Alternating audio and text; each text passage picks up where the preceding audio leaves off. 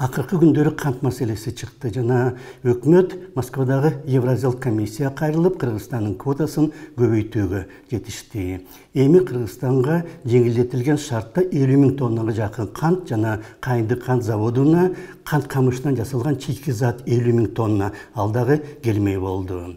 Советтик мезгилде Кыргызстандын 4 заводунда Кайынды жана Беловодска айылдарында жана Шопоков менен Кара-Балта шаарларындагы 4 завод жылына 400 000 тоннадан ашык кант чыгарчу. Анын 40% Кыргызстандын өзүнө жетчү жана калган 60% экспортко кетчү. Эми болсо биз чийки затты Бразилиядан алып калдык.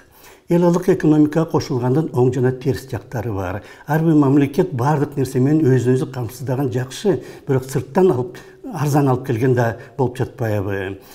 Кайсы бир жерде согуш чыгып кетсе же башка нерсе болуп кетсе, бардык экономикалык байланыштар үзүлөт. Ошондуктан мамлекетти жана анын экономикасын башкаруу өтө кылдат жана көп кырдуу иш. Бизде болсо ар бир экинчи адам өзүн мамлекетти башкарсам дейт.